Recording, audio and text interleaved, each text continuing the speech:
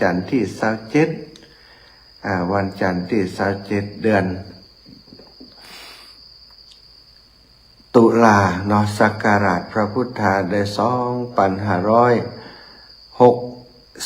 2568พระวาสาสถาญาติโยมอีป่ออีแม่ตั้งหลาย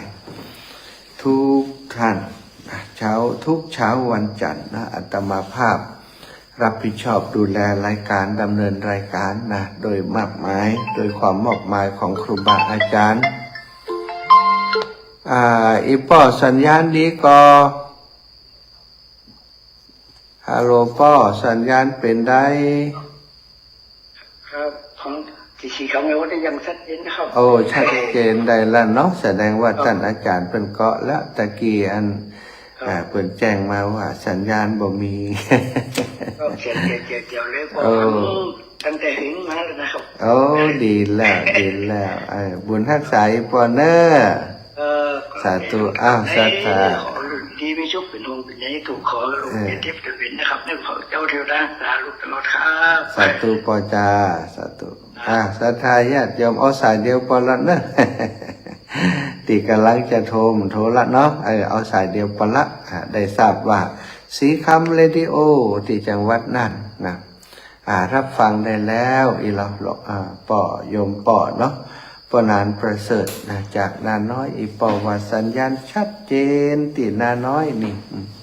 อันก็โอเคแล้วนะสัญญาณชัดเจนก็ดีใจละสตาถ้าสัญญาณบดีเนี่ยโอ้อิดใจนะหมุนตัวได้ก็ได้นี่ก็จะลำบากนะขอบคุณศรัทธาญาติโยมเท่าแก่อีพ่ออีแม่ทั้งหลายพบปะกันวันนี้นะก็จะได้นำสาระธรรมเรื่องราวต่างๆมาสนทนามามาจากกับศรัทธาอีพ่ออีแม่ทั้งหลายช่วงนี้ก็มีเหตุการณ์ต่างๆเกิดขึ้นมากมายในเมืองไทยของเราเนาะโดยเฉพาะพระพันปีหลวงเนาะสมเด็จพระนางเจ้าพระบรมราชินีนาถในรัชกาลที่9พระพันปีหลวงได้ถึงแก่การสวรรคตไปแล้วก็มีการประกาศจากสำนักพระราชวังหลายเรื่องหลายราวบางคนที่ฟังประกาศก็ซับซ้อนกันเนาะผู้นำท่านผู้ว่าท่านนายอำเภอนะผู้นำท้องถิ่นองค์กรต่างๆนะก็เกิดความสับสนพอสมควรในเรื่องของการจัดกิจกรรมต่างๆแต่ว่าขณะนี้ในช่วงนี้ตอนนี้ก็มีการประกาศมาหลายฉบับแล้วตึงสำนักพระราชวังแล้วก็ต่างของรัฐบาลนะของรัฐบาลก็ประกาศทำความเข้าใจกับพี่น้องประชาชนสถานก่อนที่จะอุจาประเด็นต่างๆเรื่องต่างๆในวันนี้กับเท่าแก่อีป่ออีแม่ทั้งหลายขอขอบคุณสถานีวิทยุทุกสถานีเนาะที่ได้เปิดได้เชื่อมสัญญาณได้ลิงก์สัญญาณส่งสัญญาณเสียงนี้ไปถึงบ้านถึงจองของสถานเท่าแก่อีพ่ออีแม่ทั้งหลายถ้าบ่มีสถานีวิทยุต่างๆก็สัญญาณเชื่อมสัญญาณไปอาตมาภาพสนทนาอุจาจัดรายการอยู่ตรงนี้แจ๋วอยู่สถานก็บ่ได้ยิน ก็มีแต่เจ้าที่เจ้าตางเจ้าเขตเจ้าเด่นตีอันม่อนจอมพอนี่เท่านั้นที่จะได้ยินเนาะแต่นี้อาศัยที่มีเศรษฐีใจบุญในทุนใจดีเจ้าของสถานีวิทยุต่างๆทุกสถานีได้เกาะสัญญาณได้เชื่อมสัญญาณออกไปจึงทำให้การออกอากาศของอาตมาภาพได้ไปถึงบ้านถึงจองของสถานเท่าแก่อีพ่ออีแม่ตั้งหลายอย่างทั่วถึงหลายพื้นที่หลายจังหวัดหลายอำเภอบางทีอยู่บนดอยอยู่ในห้วยในห้องในหลืบนะก็ยังสามารถรับฟังได้อยู่นะเจ้าก็เป็นเครื่องบันเทิงอย่างหนึ่งสำหรับคนเฒ่าคนแก่ก็คือได้ฟังน้ำฟังธรรมก็มีความสุขอกสุขใจบางคนก็อาจจะนอนบ่หลับนะนอนบ่หลับบางคนรับแล้วมันก็ตื่นแล้วอยากจะนอนต่อมันก็บ่หลับตามันแจ้งลึงดีว่ามีธรรมะ มีรายการธรรมะได้สดับรับฟังเปิดฟังไปโอ้เพลินไปรับละวิทยุ กลายเป็นยานอนรับเป็นเครื่องกล่อมไปในตัวเนาะเอาศรัทธาพบปะกันแล้วก่อนที่จะนำสารธรรมเรื่องราวต่างๆมาสนทนามามาจากันปากันไว้พระสวดมนต์ธรรมวัดเจ้าเสียก่อนเนาะกราบพระพร้อมกันเนอกราบหนึ่งพุทโธเมนาโถกราบสองธัมโมเมนาโถกราบสามสังโฆเมนาโถ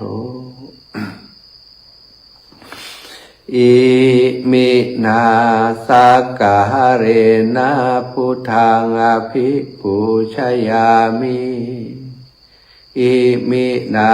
สกาเรนะธัมมังอภิปูชยามิอิมินาสกาเรนะสังฆังอภิปูชยามิอะระหังสัมมาสัมพุทโธภะคะวาพุทธังภะคะวันตังอภิวาเทมิกราบสวากขาโตภะคะวะตาธัมโมธัมมังนะมัสสามิกราบสุปฏิปันโนภะคะวะโตสาวกสังโฆสังฆังนามามิครับนะโมตัสสะภะคะวะโตอะระหะโตสัมมาสัมพุทธัสสะนะโมตัสสะภะคะวะโตอะระหะโตสัมมาสัมพุทธัสสะนะโมตัสสะภะคะวะโตอะระหะโตสัมมาสัมพุทธัสสะพุทธังสารนังกัจฉามิธัมมังสารนังกัจฉามิสังฆังสารนังกัจฉามิตุติยัมปิพุทธังสารนังกัจฉามิตุติยัมปิธัมมังสารนังกัจฉามิตุติยัมปิสังฆังสารนังกัจฉามิตติยัมปิพุทธังสารนังกัจฉามิตติยัมปิธัมมังสารนังกัจฉามิตติยัมปิสังฆังสารนังกัจฉามิอิติปิโสภะคะวะอะระหังสัมมาสัมพุทโธวิชชาจารณะสัมปันโนสุขโตโลกาวิทูอนุตตโรปุริสะธัมมสารทิสัทธาเทวมนุสสานังพุทโธภะคะวะติสาวะคาโตภะคะวะตาธัมโมสันทิติโกอากาลิโกเอหิปัสสิโกโอปันนะ อิโกปัจจัตตังเวทิตาโพวินโยหิติสุปฏิปันโนภะคะวะโตสาวกสังโฆอุชุปฏิปันโนภะคะวะโตสาวกสังโฆยายาปฏิปันโนภะคะวะโตสาวกสังโฆสามิจิปฏิปันโนภะคะวะโตสาวกสังโฆยะทิทังจัตตาริปุริสายุคานิอัฏฐปุริสาปุคลาเอสะภะคะวะโตสาวกสังโฆอาหุนายโยปาหุนายโยทักขินายโยอัญชลิกะระนิโยอนุตตรังปุญญเขตังโลกัสสาติ ศรัทธาญาติโยมทั้งหลายกราบพระพร้อมกันเนอะกราบหนึ่งพุทธังวรันตังสิราสานามามิกราบสองธัมมังวรันตังสิราสานามามิกราบสามสังฆังวรันตังสิราสานามามิเอาละศรัทธาญาติโยมท่านเจ้าทั้งหลายไหว้พระสวดมนต์ทำวัดเย็นโดยการทำวัดเช้า โดยการเป็นที่เรียบร้อยแล้วลำดับต่อไปก็จักได้นำสารธรรมมาสนทนามาอุมาจากับศรัทธาเท่าแก่อีพ่ออีแม่ทั้งหลายที่ติดตามรับฟังรายการอยู่ในขณะนี้จากหลายที่หลายแห่งเนาะแต่ลำปางวันนี้คง ว่าได้ยินเสียงธรรมจากที่อาตมาภาพจัดรายการอยู่เพราะว่าตั้งสถานีมีการระงับการออกอากาศโดยเหตุผลเพื่อจะเป็นการไว้อาลัยต่อการสวรรคตของสมเด็จพระพันปีหลวงนะก็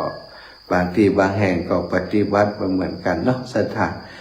บางสถานีเป็นก็ปกติไปก็แล้วแต่สถานการณ์ว่ากันไปตามนั้นพบปะกันวันนี้ก็ดีใจศรัทธาตื่นเช้ามาทุกครั้งทุกวันได้บอกตัวเก่าว่าโชคดีอีกวันหนึ่งที่มีโอกาสสั่งสมคุณงามความดีสร้างอย่างบุญอย่างกุศลต่อไปอีกนะเราเกิดมาแล้วศรัทธาญาติโยมเป็นสิ่งที่เกิดได้ยากนะเกิดมาแล้วพบกับพระพุทธศาสนาก็เป็นเรื่องราวที่ยากเพราะบางช่วงหรือว่าเรียกว่าบางเวลานะก็มีการเกิดขึ้นของพระพุทธเจ้าเลยแล้วก็โดยเฉพาะน้ำธรรมคำสอนของพระพุทธเจ้าของเฮาก็บัจจัยว่าจะอยู่บนโลกใบนี้ได้ตลอดไปก็จะมีช่วงหนึ่งที่มันจะเป็นว่างจากคำสั่งสอนในของพระพุทธเจ้าที่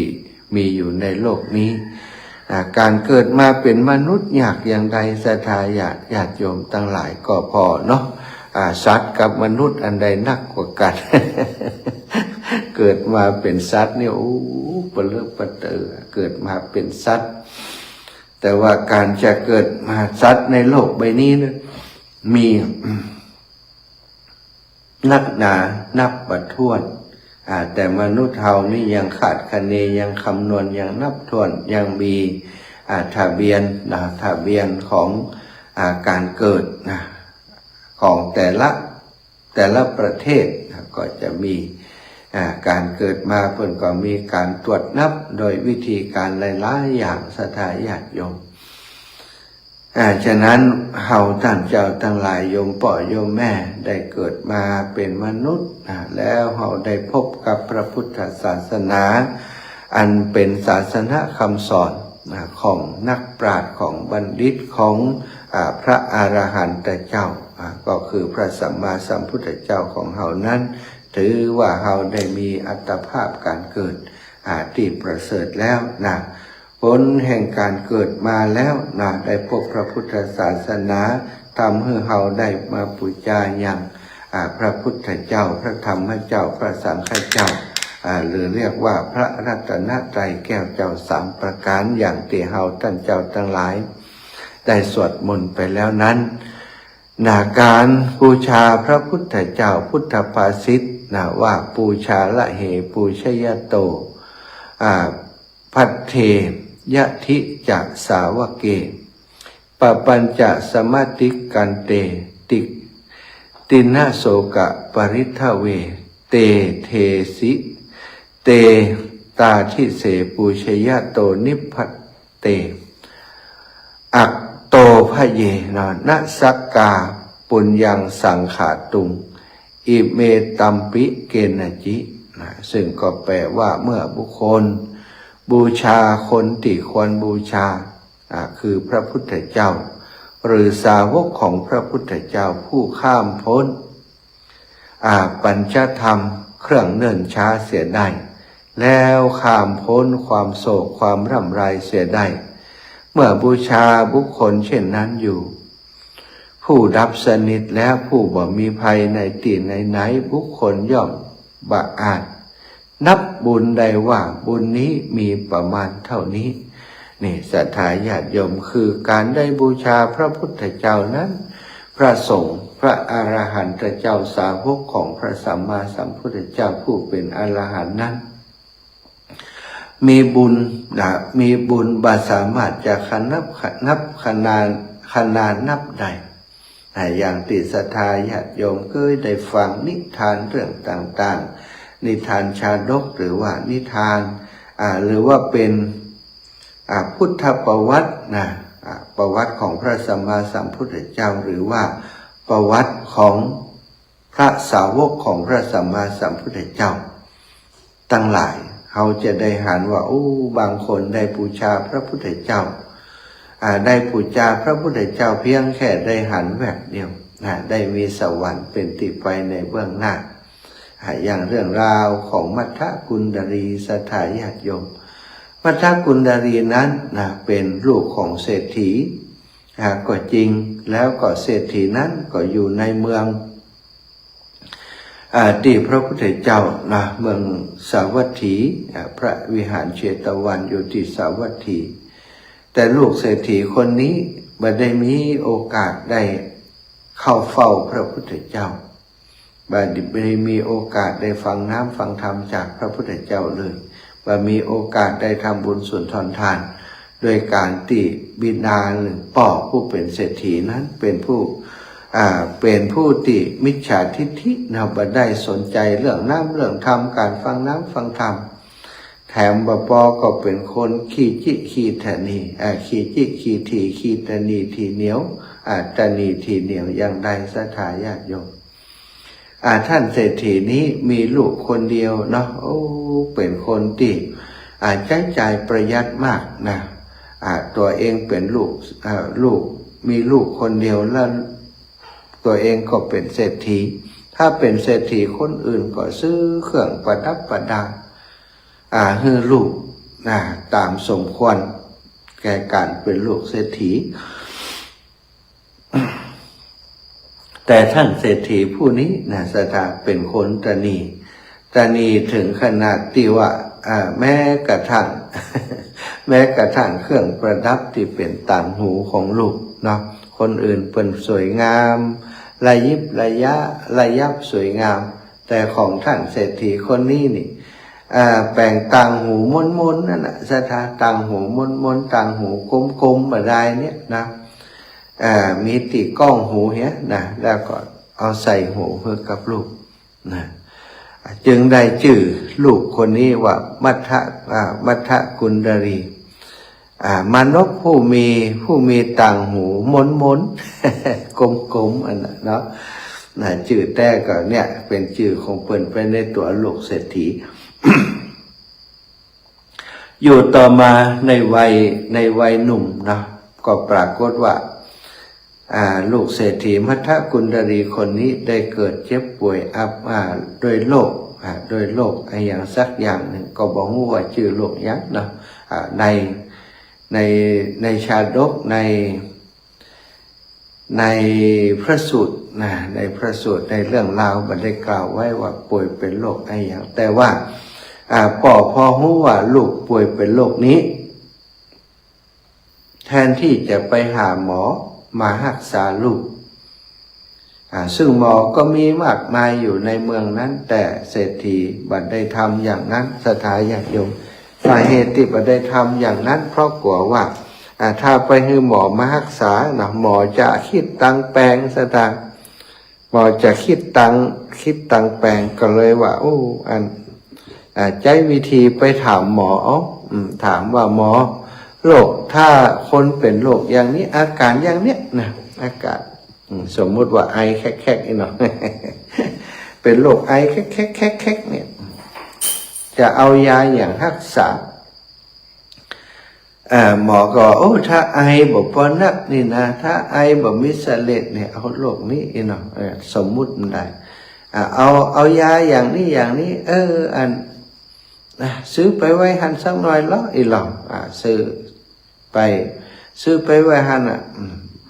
บอกอาการหมอแล้วก็ซื้อยาไปปรุงเองไปทำเองไปผสมเองเอาให้ลูกกินให้ลูกกินศรัทธาญาติโยมทั้งหลายด้วยความที่ท่านเศรษฐีมาได้เป็นหมอเนาะแล้วก็โรคนั้นมันคือการวินิจฉัยถูกก็บ่ถูกแห่งกรรมหนึ่งมัทธกุลดารีก็กินยาแต่ก็บัดดีขึ้นก็ไปสอบถามหมอคนอื่นแหมป่อเป็นนั้นนะไปเอายามาปรุงให้ลูกแล้วมันบ่ถูกกับโรคที่เป็นอยู่สถานจากที่เป็นนายน้อยเนาะยังมีบาแปลงแห่งมีกินข้าวได้อยู่ก็ปรากฏว่าเมื่อรักษาบ่ถูกโรคมันก็กำเริบติ๊กๆเนาะรักษาบ่ถูกมันกินยาบ่ถูกปาก กินยาบ่ถูกปากโรคก็กลายเป็นว่ารุนแรงนักขึ้นเพิ่มขึ้นยากอย่างใดกรรมนี้เอาก็นักขึ้นศรัทธาเอามากินข้าวกินน้ำมาได้เลยมัทธกุลดารีนั้นพร้อมไปจากคนอ้วนท้วนสมบูรณ์หล่ำสันกำยำหล่ำสันดีกลายเป็นเหลือแต่กระดูกนะศรัทธาคนเฮาถ้าผอมไปแล้วเหลือแต่กระดูกมันถึงอย่างคนเฒ่าเนาะกกวกแกวนอนนั่นอยู่ในบ้านก็ปรากฏว่าข่าวการตีลูกเศรษฐีบัดสบายได้ทราบไปถึงครอบครัวญาติพี่น้องต่างฝ่ายภรรยาก็ดีต่างฝ่ายท่านเศรษฐีก็ดีจะได้หลานเป็นยังจะได้มาเอาไปหาหมอไปเยี่ยมไปพอหลานสักกันท่านเศรษฐีกลัวว่าญาติพี่น้องที่มาเยี่ยมนั้นจะหันว่าตัวเองมีทรัพย์มากมายมหาศาลแล้วบ่เอาไปรักษาลูกกลัวเขาจะเดือดจะว่านะก็เลยได้เอาลูกมานอนติดระเบียงตั้งนอกโดยการอ้างว่าลูกมันนอนตั้งในมันอึดอัดมันไม่อยากนอนว่ะ เอาศาสตร์เอาอตินอนของมัทธกุลดารีนี่เขาเอามาไว้ตั้งนอกบ้านเขาก่อนระเบียงบ้านเนาะสถานเนาะระเบียงหน้าบ้านอิจนะเพื่อจะให้ญาติที่ไปเยี่ยมบ่ต้องเข้าไปในบ้านมาเยี่ยมติดระเบียงหน้าบ้านท่านเมื่อเป็นอย่างนี้นะมัทธกุลดารีก็ถูกผู้เป็นปอบเอามานอนอยู่ตรงระเบียงหน้าบ้านนั้นนะญาติพี่น้องก็ปากันมาเยี่ยมมาแอวหาสอบถามมาพอได้แต่สังเวชได้แต่เอ็นดูผู้เป็นหลานว่าป่วยขนาดนี้ผู้เป็นปอบก็บ่ได้ไปนำไปรักษาเอามาดูกันตามอาการเนี่ยเป็นตาดีเอ็นดูเนาะไอ้เฮยถ้าจะบ่รอดแล้วบ่เฮ้ยมึง ก็ในรุ่งเช้าวันหนึ่งพระพุทธเจ้าก็ได้ตรวจดูสัตว์โลกต่างๆเพิ่นจะแผ่ข่ายพยานไปอย่างบรรเทาเนาะอย่างยุคสมัยนี้นะก็เปิดมันมีโปรแกรมชนิดหนึ่งที่เป็นนั่นเนี่ยในหนังในสถานเอามือลูบไปนะเปิดพอว่าไผวันนี้จะได้เข้าสู่ข่ายพยานมาติดตึ้งนะคือพระพุทธเจ้าไปโปรดพระองค์ก็เป็นเหมือนกันแผ่ข่ายพยานไปด้วยอำนาจของพุทธานะพุทธอำนาจหรือว่าอิทธิฤทธิ์อีกก็ได้ศรัทธาถ้าบรรเทาก็ปุญญาบารมีอิทธิฤทธิ์เนาะญาณของพระองค์นั้นพระญาณของพระองค์นั้นเรียกว่าเป็นปาฏิหาริย์มีเฉพาะพระพุทธเจ้าที่สามารถตรวจดูสัตว์โลกอย่างนั้นได้พระสงฆ์พระสาวกรูปอื่นๆนะที่มีญาณแต่บ่สามารถจะทำอย่างพระพุทธเจ้าได้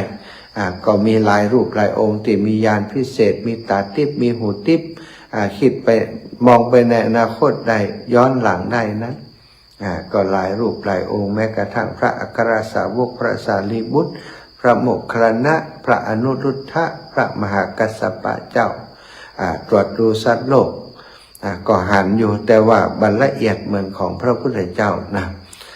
ด้วยอำนาจปุญญาบารมีที่สั่งสมมาต่างกันสักเมื่อพระพุทธองค์ทรงตรวจดูสัตว์โลกมัทธกุณฑลีไปปรากฏในข่ายพระญาณพระองค์ก็เล็งมาพอว่าโอ้มันเกิดอะไรอย่างขึ้นกับมนุษย์หนุ่มคนนี้ทำไมถึงมานอนแตะแบะอยู่หน้าบ้านอยู่ระเบียงหน้าบ้านก็ตรวจดูแป๊บเดียวก็รู้เรื่องราวต่างๆก็ว่าโอ้เจ้าวันนี้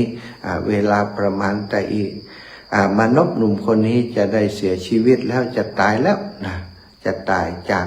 โลกนี้ไปแล้วเขาเป็นผู้ที่บ่ได้สั่งสมบุญกุศลมาก่อนเลยบ่ได้ฟังน้ำฟังธรรมบ่ได้ฮือตานบ่ได้รักษาศีลบ่ได้เจริญจิตตภาวนาเขาบ่มีที่พึ่งแม้แต่นิดเดียวการที่จะไปสู่สัมปรายภพนั้นต้องมีที่พึ่งนะ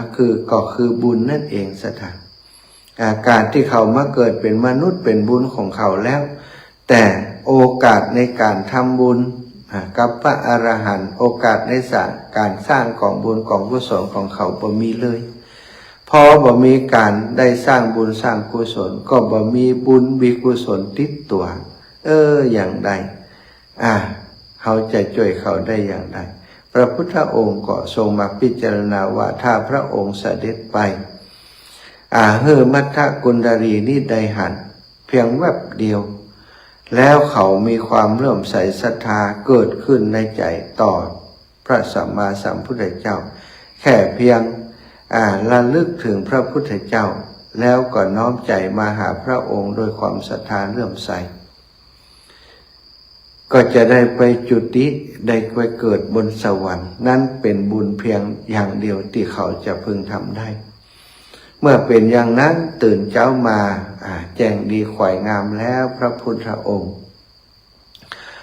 ทรงเสด็จไปบิณฑบาตโปรดสัตว์ตัวแล้วก็ไปถึงอธิษฐานจิตไปถึงที่หน้าบ้านของมัทธกุณฑลีเมื่อไปถึงแล้ว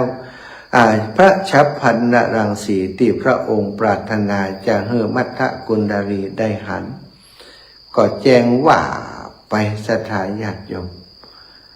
ซึ่งมัทธกุณฑลีเนี่ยนอนมดเรี่ยวมดแรงอยู่ที่หน้าบ้านหันแสงอย่างหนึ่งว่าขึ้นมา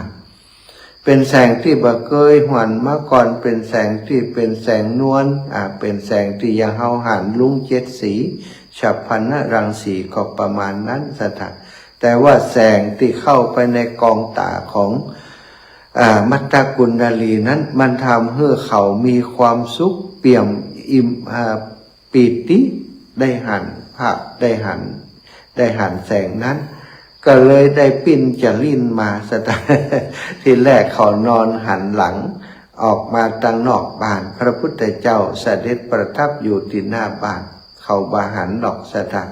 แต่แสงนั้นทำให้เขาล้ำแสงพระชัพพันนรังสีที่วาบเข้าไปทำให้เขาได้หันแสงนั้นเขาก็ว่ามันเป็นแสงอันยังมันเป็นแสงสปอตไลท์ก็บ่ใจไฟฉายก็บ่ใจไฟฟ้าไฟทั่วไปนี่ก็บ่ใจมันเป็นแสงอันยังบ่เคยหันมาก่อนโดยเรี่ยวแรงที่พอจะโมทันสถาขยับพลิกตัวกลับมาหันหน้ามาตั้งหน้าบ้านได้หันพระพุทธเจ้าที่เปล่งรัศมีชัพพันนรังสีรอบพระวรกายของพระองค์เกิดศรัทธาเลื่อมใสตั้งมั่นในพระพุทธเจ้าสถามือ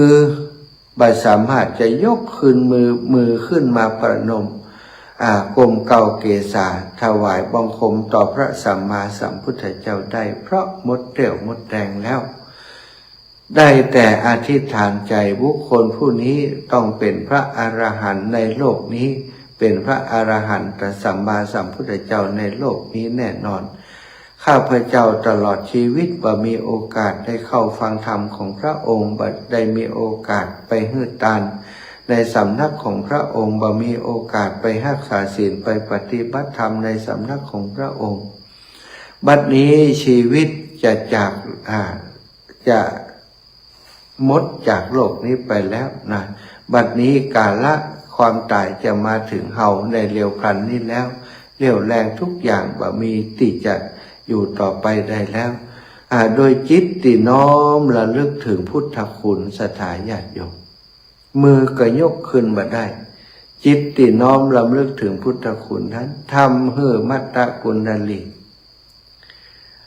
เกิดปิติในบุญที่ได้หันพระพุทธเจ้าแล้วก็ได้มีศรัทธาเกิดขึ้นในจิตใจต่อพระพุทธเจ้าเพียงแค่นั้นนั่นเองพระพุทธองค์หันว่าประโยชน์ของการเสด็จมาที่นาบานมัตตกุณลีสำเร็จเสร็จสิ้นเรียบร้อยแล้วก็คือมัตตกุณลีได้หันพระองค์แล้วก็ได้มีความเลื่อมใสศรัทธาในพระองค์น้อมจิตน้อมใจเคารพนับถือพระองค์อย่างสุดหัวใจศรัทธาพระองค์ก็เสด็จหลีกไปจากที่นั้นศรัทธาอีพ่ออีแม่ทั้งหลายด้วยบุญเพียงเท่านี้ทำให้มัตตกุณลีนั้นทำกาละก็คือตายหมดลมหายใจไปในช่วงเวลาประเมินนานหลังจากพระพุทธเจ้าเสด็จรับตาไปแล้วเพิ่นก็สิ้นใจพอดีเมื่อสิ้นใจไปแล้วละอัตภาพนั้นไปแล้วปรากฏว่าไปเกิดเป็นเทพบุตรอยู่บนสวรรค์ดาวดึงปุณณสถานอยู่บนสวรรค์ชั้นดาวดึงที่พระอินทร์เพิ่นอาศัยอยู่นั้นเอามีทิพวิมานมีต่างหูอันเกลี้ยงกลมปรากฏขึ้นอยู่ในอยู่เป็นเครื่องประดับของเทพบุตรองค์นี้อุบัติขึ้นอยู่บนสวรรค์มีนางฟ้ามีเทพธิดาแวดล้อมแห่แหนแวดล้อมอยู่เป็นเทวดาผู้มีศักย์ใหญ่มีความองอาจแล้วมีรูปร่างที่สง่างามองค์หนึ่งศรัทธาญาติโยมด้วยบุญเพียงที่ได้หันพระพุทธเจ้าแล้วน้อมจิตลำลึกถึงพระองค์ศรัทธาอีพ่ออีแม่ทั้งหลายถือว่ายังมีโอกาสน้อยกว่าหมู่เฮาท่านเจ้าทั้งหลายเฮาท่านเจ้าทั้งหลายได้เปล่งวาจานับถือพระพุทธเจ้ามีบาปมีแหงกราบไหว้แม้แต่ว่ามันจะเป็นรูปเป็นว่าพระเป็นรูปเหมือนอีกก็ได้เนาะเป็นพระปฏิมาที่ทำมาเพื่อเป็นตัวแทนพระพุทธเจ้าก็ตามแต่น้ำธรรมคำสอนอันเป็นตัวแทนที่แท้จริงของพระองค์ยังดำรงอยู่เฮายังได้ไหวได้สารได้ห้ามได้เรียนได้ศึกษาเล่าเรียนได้ปฏิบัติอันนี้เฮายังมีโอกาสดีกว่ามัตตกุณลีในสถานลองมากืดพอก็แล้วกันนะถ้าใครที่ปฏิบัติจริงปฏิบัติดีปฏิบัติชอบจริงอาจจะมีสวรรค์ไปในเบื้องหน้าหรือไม่ก็อยู่ที่เฮาท่านเจ้าจะลองพิจารณาดูแต่ถ้าเฮาบ่ได้พิจารณาบ่ได้ปฏิบัติบ่ได้รักษาศีลบ่ได้ปฏิบัติธรรมหยังก็คงจะบ่มีประโยชน์อะไรหยังเนาะชีวิตนี้ก็คงมีค่าเพียงแต่ได้เกิดมาเป็นมนุษย์ได้พบพระพุทธศาสนาได้มาพบของดีแต่ว่าสามารถจะเอาสิ่งดีๆเหล่านี้มาประดับตัวของเฮาได้เอาศรัทธาญาติโยมตอนนี้ชั่วโมงแรกนี้เวลาตีสามเนาะ03:48 ก็จะปั่นเวลาให้ศรัทธาญาติโยมได้โทรมาแสดงความคิดเห็นได้โทรมารายงานผลการรับฟังสักเล็กน้อยก่อนเนาะสัก10 สายนะ5 สาย10 สายจนไปถึงเวลาตีสาม 57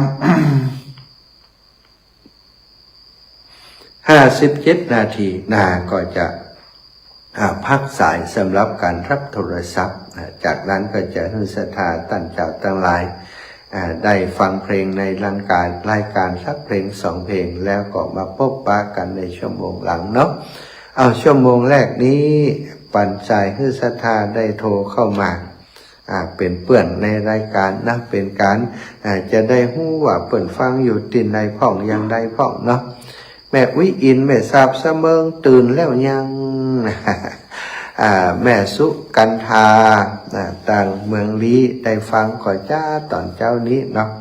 แม่วิอินแม่สาบเสมิงพี่น้องตังเชียงใหม่ตังเชียงไฮ้ตังป่ายเยาตังเมืองแปะตังเมืองน่านเนอะทุกที่ทุกแห่งถ้าได้ฟังอยู่ในขณะนี้นะโทรมามาจ้าโทรมารายงานผลการรับฟังแสดงความคิดแสดงความหันได้นะในเรื่องที่ได้สนทนาไปเมื่อสักครู่0808444173วันนี้มาจัดรายการตีม่อนจอมพอสถานอากาศตีม่อนจอมพอนี่หนาวแล้วเนอะ ปกติหนาฮ้อนถ้ามานอนตีม่อนจอมพอก็เย็นสบายดีนะสถานเพราะมีต้นไม้มีความร่มรื่นของธรรมชาติตีม่อนจอมพอนี่อยู่บนดอยลมมันพัดโชยมาดีสถานช่วงนี้ทางกรมอุตุนิยมวิทยาก็ได้ประกาศเข้าสู่ช่วงของฤดูหนาวแล้วเนาะเปลี่ยนจากฤดูฝนมาเป็นฤดูหนาวแล้วก็คงจะหนาวกันทั่วหน้านะทางภาคเหนือนี่จะหนาวก่อนเปิ่นสักน้อยนะภาคเหนือภาคอีสานภาคกลางนี่พอหนาวตะลึงภาคใต้นี้เข้าสู่หน้าฝนเนาะเจริญพรพี่น้องบ้านเดียวกันโยมแม่คำนวณบ้านดินดำเจ้าข้าสาธุเจ้าป้ากันมาเอววัดหม่อนจอมพรเนอะมีกฐินวันนี้นะ วันนี้กะอันทำบุญหาน่ะกะไข่แม่ตุลุงบัดน่ะกะทำบุญหลายวันน่ะวันนี้พอดีกะเจ้าแต่ว่ากับไม่ได้พอกันป้าทุลุงท่านอาจารย์ทวีมาเอวอันหม่อนจอมพรเนอะวันที่29ก็มีอันเนี่ยก็ยังไงตั้งธรรมหลวงนะแม่ฟังจากหลวงปู่แล้วเนาะถ้ามีโอกาสป้ามาเนี่ยนำตัวป้ามาพบปะกันพ่องโอกาสตั้งหน้าอาจจะมาจัดรายการด้วยกันก็อย่างไกลกันมันเป็นคนจริงนะมันนาถ้าเป็นอันนี้กันเดี๋ยวมันงานหนักเนาะเอาสะดวกอีเมลว่าเนอะดีแล้วเนาะจ้ะแม่สบายดีก้าสบายดีของกะสบายแต่จังเต็มหน่อยเนาะเจ้ากินข้าวมาแค่ล้ำหลังนี่นะเอาน้ำเพิงแอมกัน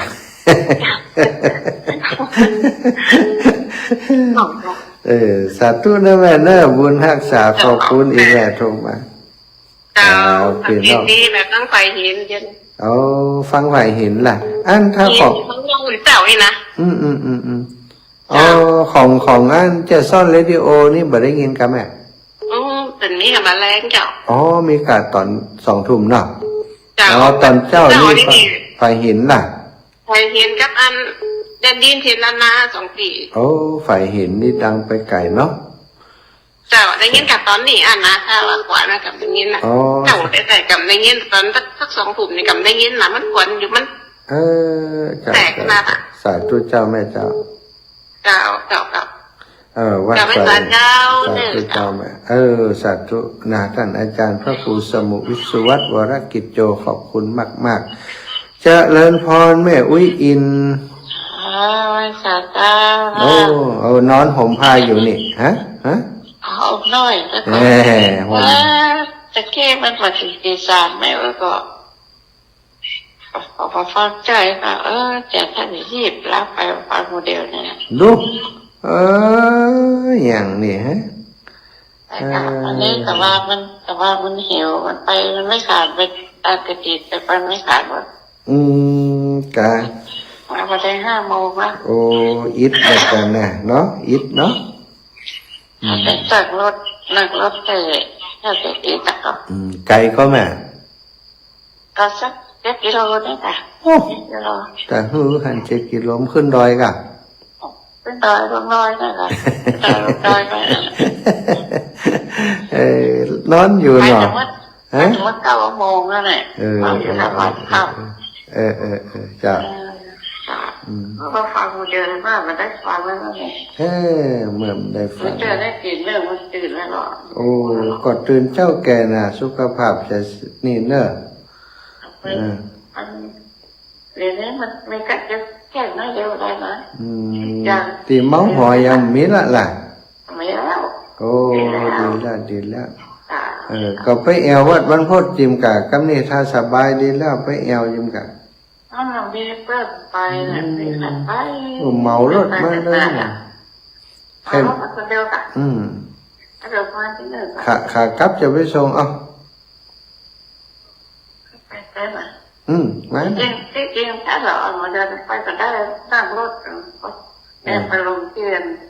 อันนี้รถเราทำนี้ครับเน่คิวรถขนาดนั้นมาแล้วจะไปครับเอาเสื้อไปเลยนะเอาแล้วที่ไหนก็ไปหมดไอ้ละโจเราเลยโอ้ไปเป็นอย่างแน่ที่จริงลูกว่าที่อยู่สัญญาแล้วไปลำปางเลยอ่ะผมก็ไปเติมลูกเติมอ่ะจัดตู้นะแม่นะเอ้าปั่นกันคนน้อยก่อนจัดตู้เด้อจ้าเจริญพรแม่สำลิดพี่น้องบ้านนาบ่าเขียวเจ้าไว้ขาดเจ้าแม่ฟังอยู่เนอชัดเจนดีเนอชัดเจนดีเจ้าแม่สำลิดพี่น้องวัดวันพดจะอันสารกฐินมาได้เจ้ากฐินวันพดนี่วันที่30อีแม่แม่จะพาไปทำบุญเลยเนอได้กาฝากมานักเนอสักสาวเนออันจังหวัดหนองเหียงแม่ใส่พาอาจารย์ไปต้องได้กระจักอีแม่มจดเบอร์เหมือนกันว่าได้จดเด้อาจารย์จะไปก็อันหนองเหียงนี่บ่ค่อยได้ไปนะอีแม่ถ้านี่ก็ต้องโอนให้เปิ่นเอาเดี๋ยวจะขอเบอร์เปิ่นไว้เดี๋ยวจะขอเบอร์โทรเปิ่นไว้เบอร์บัญชีเปิ่นไว้เนอะถ้าจะโอนมานี่ก็แจ้งมาก็ได้เดี๋ยวก็จะโอนไปให้เปิ่นเอาพอฮู้เปิ่นจะมางานหลวงปู่ก็วันที่20อันเก่านี่นะตั้งธรรมหลวงแต่ปีนี้เต็ดทำพระเจ้า10จาดอีแม่เจ้าไปศาลเจ้าบุญรักษาโยมแม่สมฤทธิ์ให้ได้อยู่ดีมีสุขอายุมั่นขวัญยืนเนอเจ้าสาธุค่ะแม่สมฤทธิ์บ้านนาบ่าเขียวคือบ้านนาเหลียงบ้านห้วยม่วงเนาะแม่เนาะมันจะนาเหลียงแต่ตำบลนาเหลียงสาธุค่ะศรัทธาญาติโยมเวลาหมดเวลาช่วงนี้แล้วก็เดี๋ยวก่อยว่ากันใหม่เนาะช่วงนี้ฟังเพลงในรายการก่อนศรัทธาบ่ต้องโทรมาเตี้ยเนอปิดการโทรก่อนตอนนี้จะเปิดเพลงให้ฟังก่อนนะถ้าศรัทธาโทรมาก็ไม่ได้เปิดเพลงต้องเป็นจังหวะ เพราะว่าไม่ได้จัดรายการอยู่ที่สำนักงานเนาะอยู่ที่ห้องส่งของอาตมาจัดรายการที่หม่อนจอมพอจงใจโทรศัพท์2เครื่องในการจัดรายการนะสัตว์แม่จันสมมานิจักฝังอีแม่ใครจะปิดสายไปละเนาะเพราะคือว่าตอนนี้ใจใส่บาตรยามเช้าตื่นเถิดเนาะตื่นเถิดทุกท่าน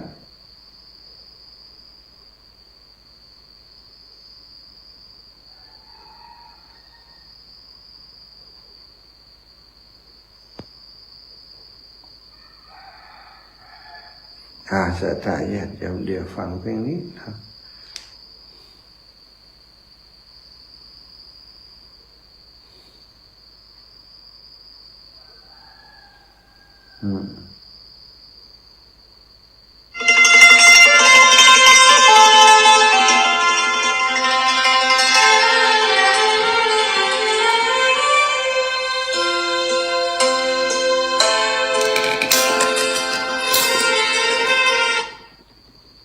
ไปไหน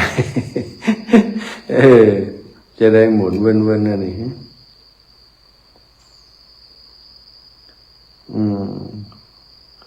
เพ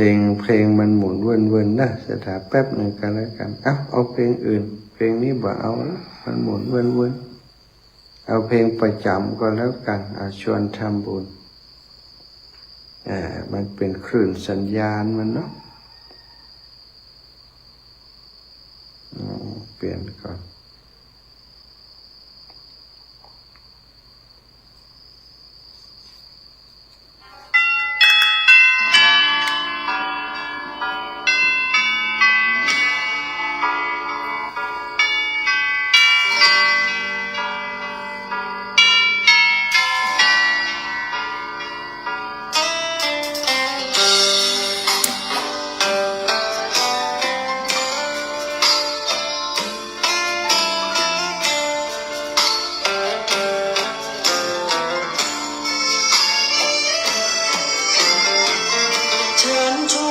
ทุกท่านเข้าวัดเข้าวา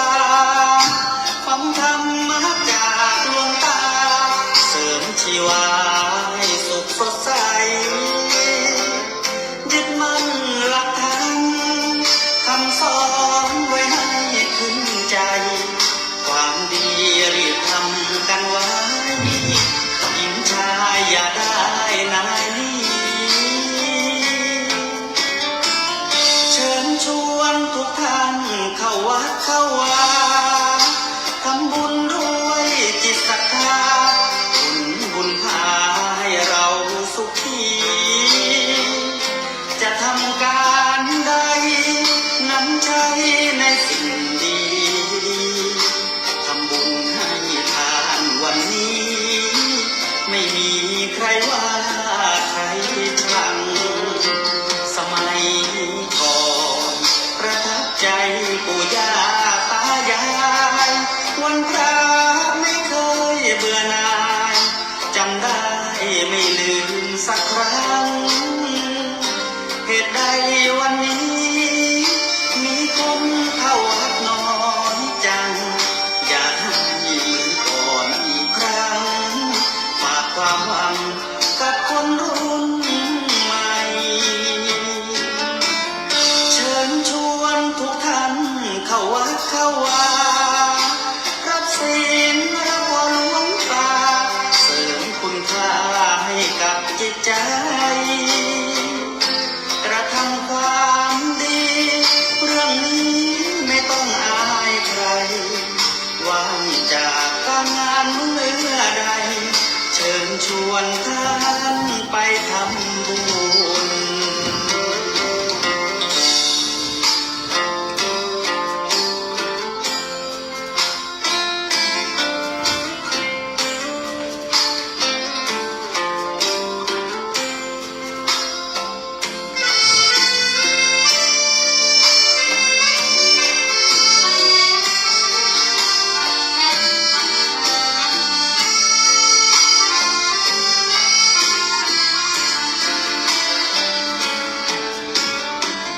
เชิญชวนทุกท่านเข้าวัดเข้าวารับศีลรับวรหลวงตาเสริมคุณค่าให้กับจิตใจกระทำความดีเรื่องนี้ไม่ต้องอายใครว่างจากการงานเมื่อใดเชิญชวนท่านไปทำบุญกระทำความดีเรื่องนี้ไม่ต้องอายใครฝากเพลงเชิญชวนหญิงชายอย่าอายเรื่องกาย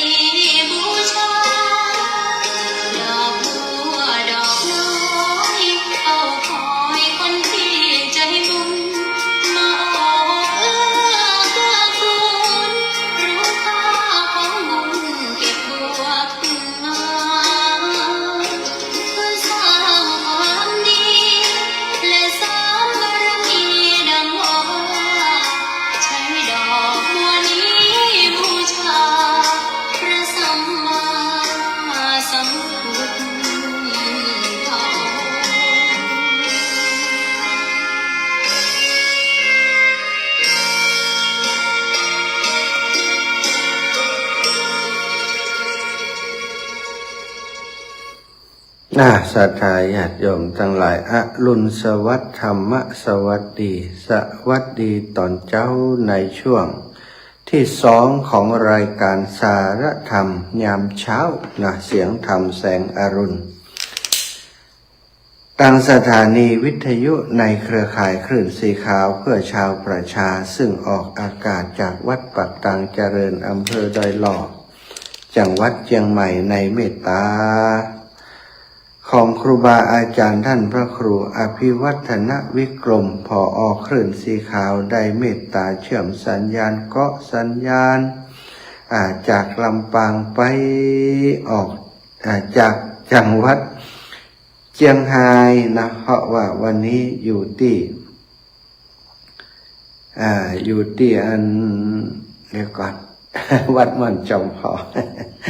จังหวัดเชียงรายศรัทธาญาติโยมทั้งหลายตะกี้ชั่วโมงแรกได้อุจาถึงการที่บูชาพระพุทธเจ้าได้บูชาพระพุทธเจ้าแล้วได้สมบัติมัทธกุณฑรีได้สมบัติเป็นเทวดาอยู่บนสวรรค์ชั้นดาวดึงส์เทียบกับเทพ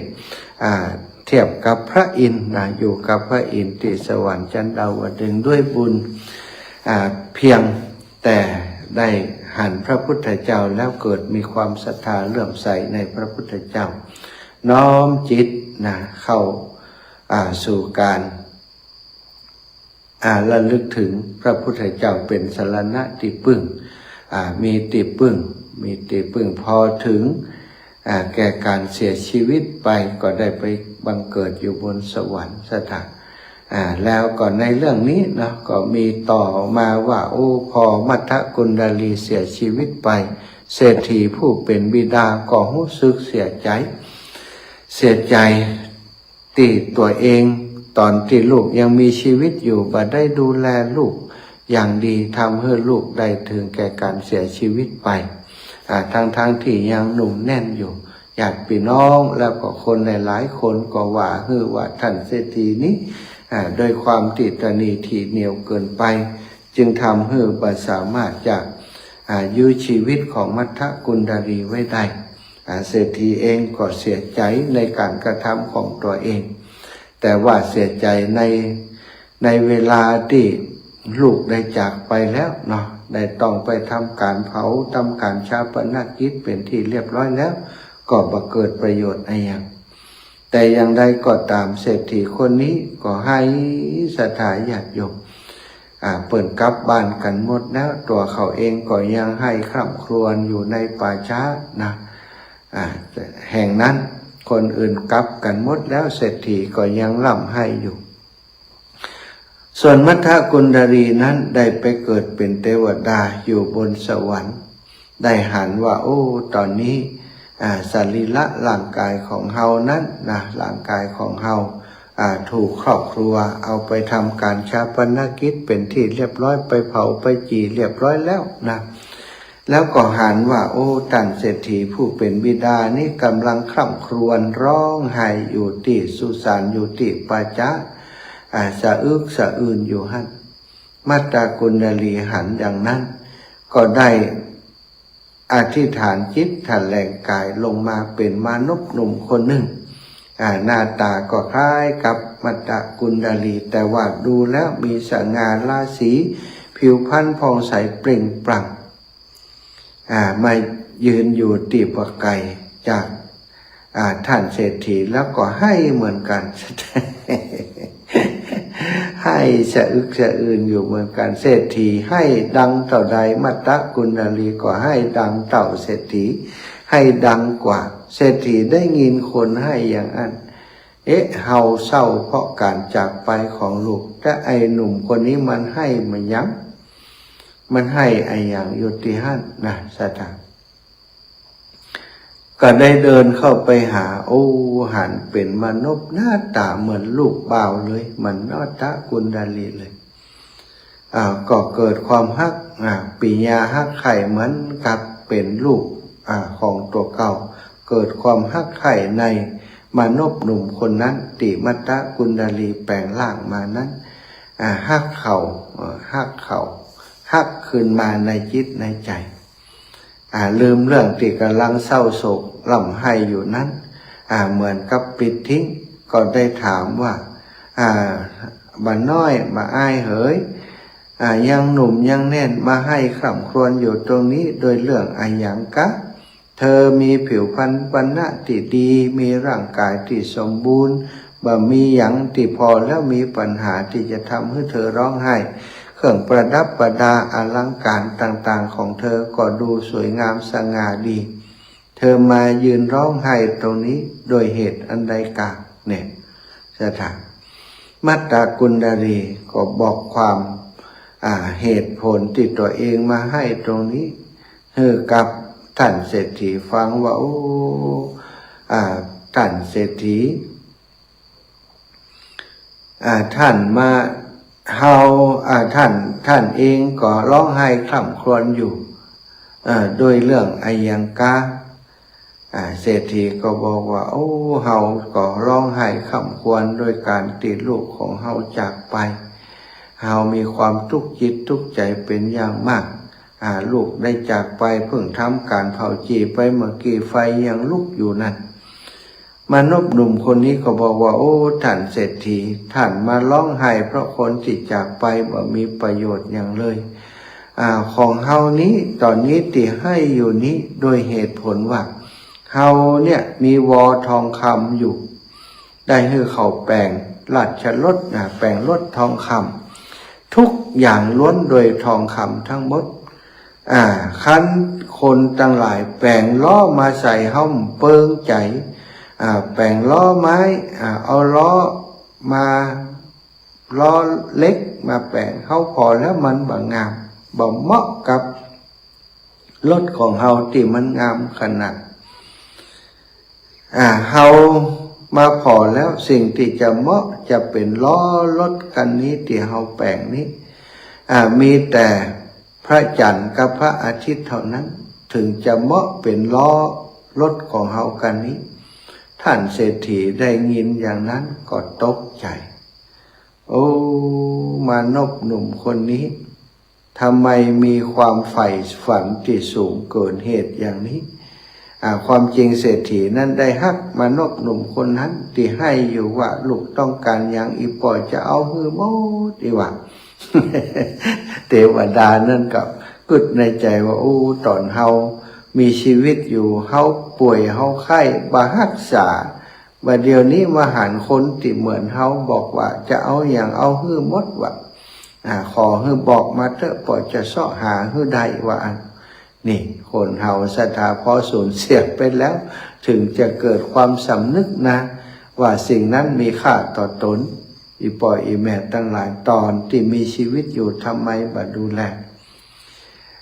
นี่ก็ตรงกันข้ามกับลูกบางคนนะศรัทธาเฮยตอนที่พ่อแม่มีชีวิตอยู่บ่ค่อยใส่ใจบ่ค่อยสนใจเวลาเปิ่นเจ็บเป็นเย็นอุ่นจะพาเปิ่นไปหาหมอก็บอกมีเวลาซื้อยามาให้เปิ่นกินเอาไปเอามาพ่อแม่ตายไปก็มาเสียใจมาร้องห่มร้องไห้แทนที่จะพาเปิ่นไปหาหมอไปรักษาสุดความสามารถก่อนอันนี้เฮาไม่ได้ทำหน้าที่นั้นเลยมาเสียใจนึกย้อนหลังไปเสียใจไปปะคนเฒ่าคนแก่พ่อแม่คนอื่นไปฮักเปิ้นไปดูแลเพิ่น แต่พ่อแม่ตัวบ่ดูแลนี่สะทายพ่ออีแม่ทั้งหลายหลายคนเป็นอย่างนี้นะมานึกเสียใจก็แปลกมานึกได้ก็เมื่อสิ่งนั้นได้จากไปแล้วมาเสียใจก็เสียใจบรรลุไปนี่บ่เกิดประโยชน์อะไรอย่างเพราะพ่อแม่ก็จากไปแล้วเพิ่นบอกว่าถ้าจะฮักพ่อแม่ถ้าจะกตัญญูต่อบิดามารดาต่อผู้เป็นพ่อเป็นแม่ตอนที่เพิ่นมีชีวิตอยู่นี่แหละศรัทธาสำคัญที่สุดตอนที่เพิ่นยังมีชีวิตอยู่ดูแลเพิ่นให้ดีเอาใจใส่เพิ่นให้ดีเพิ่นอยากกินหยังเอาให้เพิ่นได้กินมีหลายคนศรัทธาญาติโยมที่ฟังรายการเป็นแฟนรายการอยู่ประจำนี้เนาะก็บอกว่าท่านอาจารย์อีแม่นี้นะ ดูแลครอบครัวดูแลแม่ดูแลพ่อเป็นอย่างดีบ่ได้เสียใจเลยตอนที่เพิ่นเสียชีวิตไปก็ได้ทำบุญเต็มที่ทุกวันนี้นึกถึงเปิ้นก็ภูมิใจในตัวเก่าที่เฮาได้ดูแลเปิ้นอย่างดีตอนมีชีวิตอยู่เปิ้นอยากกินอย่างซอกหาคือเปิ้นกินได้หมดเปิ้นอยากไปไหนปาเปิ้นไปแสวงบุญตามวัดวาอารามต่างๆบ่าเฮอเปิ้นได้น้อยอกมองใจคนอื่นได้ไปอย่างใดปาเปิ้นไปหมดเปิ้นไข่ขึ้นเครื่องบินเจ้ายังปาเปิ้นไปวะซะท่าบางคนก็ยังดูแลแม่อยู่ทุกวันนี้นอนดึกก่อมได้จังใดแม่เปิ้นท่าว่าต้องไปนอนเป็นเปื่อนแม่ถ้าลูกไปนอนตัวก็ลงมาห้องไปเสาะหาอีน้อยมันไปไหนพอดึกพอเดินเนี่ยมันนอนเถอะกะตัวจะนอนก็เดือดร้อนอยู่ติดลูกไปเหี่ยสตาถ้าเท่าแก่มาเปิ้นก็มักจะเป็นอย่างนั้นเนาะมีโยมคนหนึ่งฟังเป็นตาดีน่าฮักสถานตกค่ำตกคืนถ้าขึ้นไปหาจ้าเนาะความจริงแกก็บอกว่าจะไปเปิดธนาห้องก็เปิดแอร์เปิดอย่างให้เรียบร้อยแล้วจัดกะลีตีนอนให้เปิดเรียบร้อยแล้วเปิดก็ฟังวิทยุรายการอาจารย์นั่นนะล่ะเปิดวิทยุคือเปิดเจ้าก็มาดูแลความเรียบร้อยต่างๆดูลูกดูหลานจำเอาลูกเอาหลานเข้ารับเข้านอนเอาหลานเข้านอนแม่เปิ่นหันว่าจะได้ดึกลำไปขึ้นมาสักเดือนลงมาหาหลานก็ว่าอุ้ยพังลงมาอย่างเดี๋ยวมาตกคันใดหันเดี๋ยวยายก็ขึ้นไปแล้วนี่ก็เป็นภาพที่นึกตามคำของเปิ้นกับปัจจุบันตาดีอินดูเนาะละอ่อนได้หันความการกระทำของคุณยายลูกได้หันกระทำการกระทำของแม่ที่ทำต่อผู้บังเกิดเก่าของแม่คือชวดคือหย่าเนาะหม่อนเนาะคือหย่าคือยายของเขาแล้วก็หลานเหลนได้หันอย่างอันศรัทธาเขาจะคิดอย่างไรลูกต่อไปตั้งนาเมื่อแม่เปิ่นเท่าขึ้นมาเปิ่นก็ต้องปฏิบัติอย่างนั้นเพราะแม่ทำเพื่อดูอยู่เพื่อหันหลานได้หันป่อทำกับแม่อย่างไรได้หันยาได้หันยายทำกับหมอนอย่างไรเขาก็จะทำอย่างนั้นนี่ศรัทธาญาติโยมห่วงใยกันฮักกันตอนมีชีวิตอยู่จะไปฮักกันตอนเปิ่นไปอยู่เนาะอย่างมัทธกุณฑลีท่านเศรษฐีนี่ไปหันนั้นมนุษย์ที่มัทธกุณฑลีปิติเป็นเทวดาแปลงร่างมานั้นลูกใครได้อย่างป่อจะเอามือมดว่ามัทธกุณฑลีก็ยุดให้เนาะอันป่อวาดแต่กาท่านเศรษฐีวาดจิงกาวาดแต่กาถ้าอย่างอันจะบอกสิ่งที่ปรารถนาให้ฟังบอกมาเลยลูกปล่อยจะหาให้ลูกจนได้ว่าอันก็เลยบอกว่าใครได้พระจันทร์และพระอาทิตย์มาเป็นล้อของรถที่ได้แปลงไว้นั้นถึงจะเหมาะสมท่านเศรษฐีพอได้ฟังอย่างอันก็บอกธัมโมสังโฆ ธัมโมสังโฆบ่อ้ายหันที่จะมาได้เธอก็คงจะร้องไห้ไปจนตายนั่นแหละใครได้อย่างบ่ใครได้พระจันทร์พระอาทิตย์มาเป็นล้อมันจะมีที่ไหนมันจะได้อย่างใดมัทธกุณฑลีมนุษย์ที่แปลงร่างมานั้นเทวดามัทธกุณฑลีนั้นก็บอกว่าทำไมล่ะก็ท่านเองก็ร้องไห้อยู่ปัจจัยกาคร่ำครวญอยู่ปิ่มว่าจะขาดใจตายถึงบุคคลที่ท่านบอกว่าได้ตายจากไปแล้วเราก็ได้เผาเป็นเท่าเป็นทานไปแล้วท่านร้องไห้อยากจะให้เขากลับคืนมาส่วนตัวเฮานั้นท่านจะร้องไห้เพื่ออยากได้เขากลับคืนมาทั้งที่เขาเป็นเท่าเป็นทานไปแล้วจะพลิกมาได้อย่างไรบ่มีอะไรยังที่เป็นสัญลักษณ์ให้ท่านได้หันอยู่เลยท่านยังร้องไห้คร่ำครวญป่านนี้แต่ส่วนเฮานั้น เฮาร้องไห้เฮาใครได้พระอาทิตย์พระจันทร์มาเป็นล้อรถของเฮาซึ่งสิ่งทั้งสองนั้นพระอาทิตย์ก็มีอยู่แจ้งมาเจ้าก็ขึ้นมาแล้วนี่พระจันทร์วันเพ็ญก็มีอยู่เหมือนกันอยู่บนท้องฟ้าเฮาต้องการหรือว่าเฮาปรารถนาในสิ่งที่ยังสามารถหันได้ส่วนท่านนั้นปรารถนาสิ่งที่บ่สามารถจะพอหันได้โดยซ้ำไปสองเฮานี่สองคนเฮานี่ไผ่มันจะบ้ากว่ากันมันจะประสาทกว่ากันท่านเศรษฐีเราคิดพอแล้วโอ้ท่านเศรษฐีพอได้ฟังคำนั้นก็ชะงักขึ้นมาทันทีโอ้แต่เป็นอย่างที่ท่านว่าจริงๆมานพหนุ่มลูกเคยเธอเป็นไผถึงได้มามีหน้าตาเหมือนกับลูกของเฮาเสียเหลือเกินทำให้เฮาเกิดความฮักเธอเหมือนกับได้หันลูกของตัวเก่าเธอเป็นไผกันแน่มัทธกุณลีเตวบุตรก็บอกว่าท่านกำลังร้องไห้ค่ำขวัญถึงไผเฮาก็คือบุคคลผู้นั่นเองเฮาคือมัทธกุณลีที่เป็นลูกของท่านที่ท่านเผาแล้วก็ร้องไห้ค่ำขวัญหานี้เฮานั้นก่อนที่จะเสียชีวิตก่อนที่จะตายได้มีโอกาสถึงพระรัตนตรัยคือพุทธรัตนะเป็นสรณะที่เปิ่งเฮาได้หานพระพุทธเจ้าเฮาเกิดความศรัทธาเลื่อมใสน้อมใจไปหาพระพุทธเจ้าเอาพระพุทธเจ้าเป็นสรณะเป็นที่พึ่งด้วยบุญนั้นเฮาได้ไปเกิดบนสวรรค์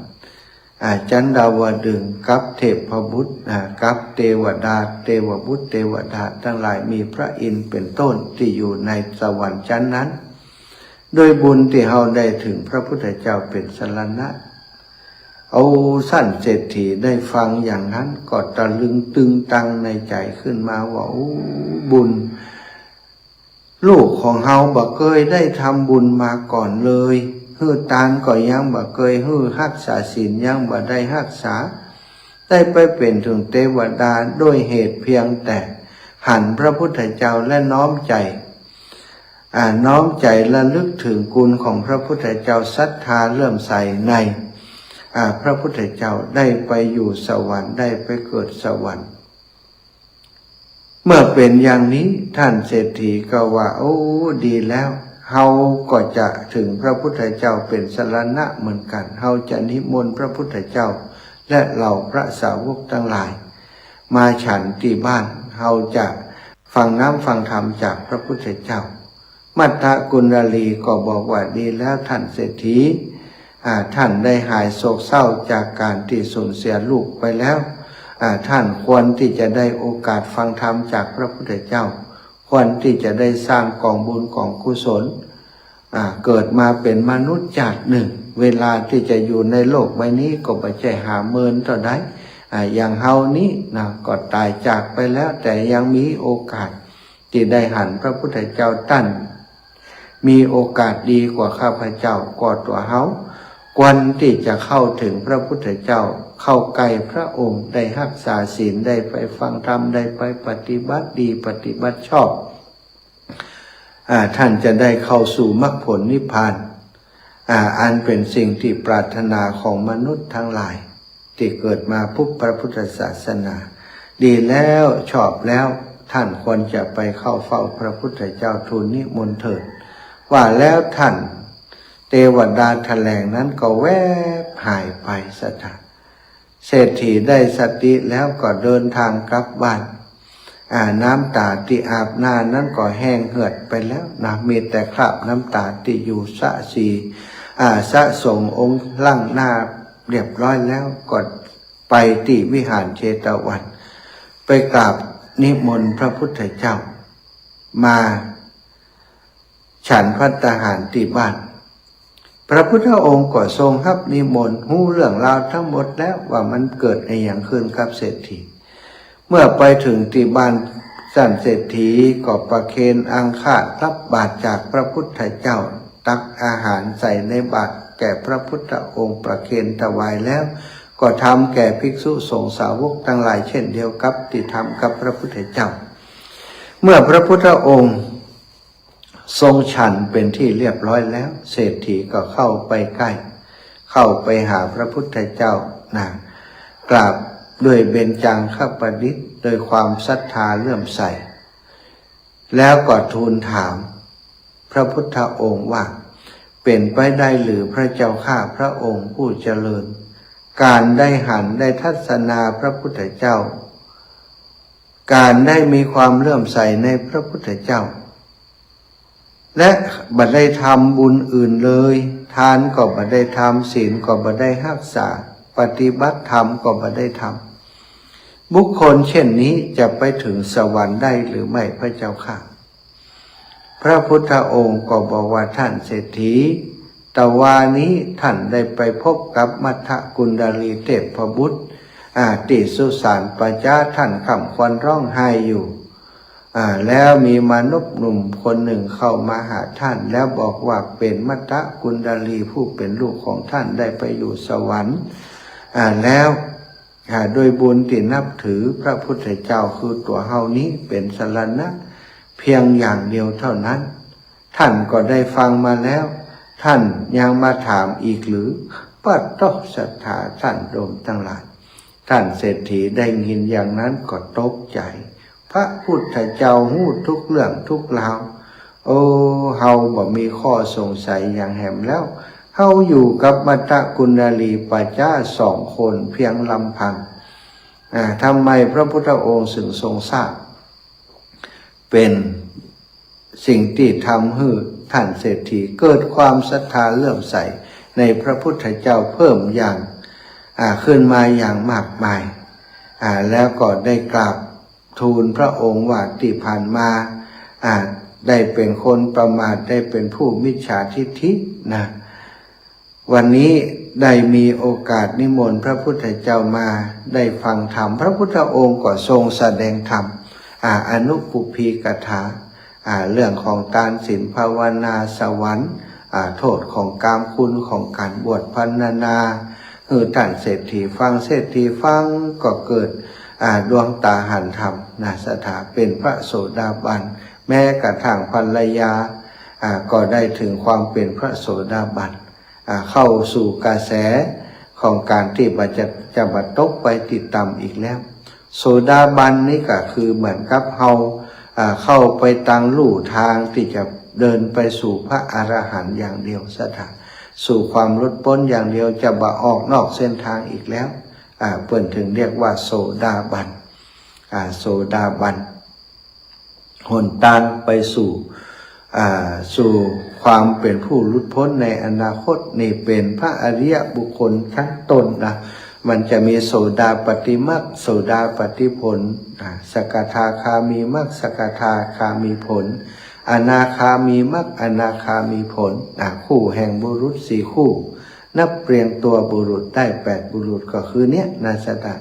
โสดาปฏิมรรคโสดาปฏิผลคู่หนึ่งนะเรียกเป็นตัวบุคคลก็สาโสดาปฏิมรรคโสดาปฏิผลสกทาคามีมรรคสกทาคามีผลเป็นคู่4 คู่นับเรียงตัวได้8อันนี้แหละศรัทธาญาติโยมคือการไปสู่ความเป็นพระอริยบุคคลนี่จากการที่นับถือพระพุทธเจ้าอย่างเดียวไปสู่สวรรค์ศรัทธา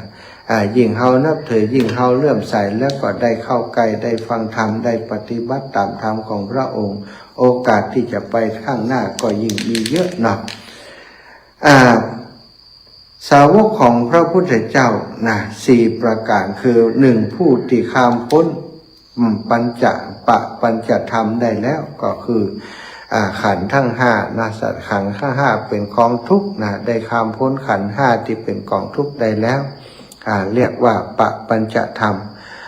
สาวกของพระพุทธองค์ประการที่ 2คือผู้พ้นจากความโศกและความร่ำไรรำพันได้แล้ว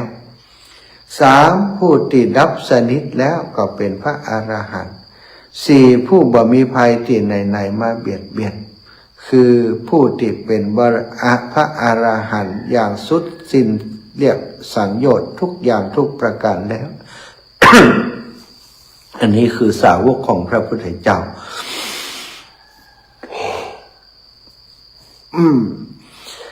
ในข้อที่หนึ่งผู้ข้ามพ้นปะปัญจธรรมนั้นก็คือปะปัญจธรรมนั้นทรงหมายเอากิเลส3ประการคือตัณหา1มานะ1ทิฏฐิ1กิเลสทั้ง3ประการนี้เรียกว่าปะปัญจธรรมเพราะทำให้เนิ่นช้าวนเวียนอยู่ในสังสารวัฏบ่อาจข้ามทางกันดารคือวัฏสงสารไปได้เรียกว่าปะปัญจธรรมกิเลส3ประการนี้เรียกว่าคาหะก็มีคาหะก็มีก็แปลว่าผู้ยึดไว้ดึงไว้เหนี่ยวรั้งไว้ตัวอย่างในอนัตตลักขณสูตรทรงแสดงคาหะทั้ง3ประการคือเอตังมะมะนั้นของเราจัดเป็นตัณหาว่าคาหะแล้ว2เอโสหามัสสมิงเราเป็นนั่นเราเป็นนี้นี่อันนี้เรียกจะจัดเรียกว่ามานะคาหะตัณหาคาหะมานะคาหะแล้วก็3เอโสเมอัตตานั้นเป็นตัวตนของเฮาจัดเป็นทิฏฐิคาหะสถานตัณหาคือความดิ้นรนจับฉวยสิ่งต่างๆโดยเข้าไปยึดมั่นถือมั่นนั้น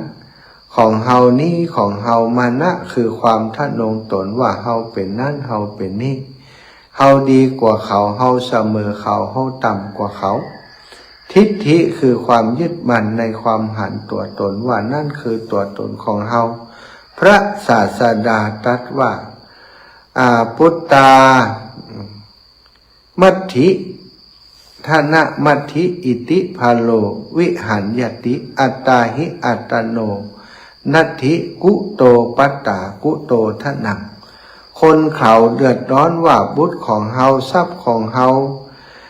จริงแล้วตนของตนก็บ่มีแก่ตนบุตรและทรัพย์จะมีได้อย่างใดนั่นศรัทธาญาติโยม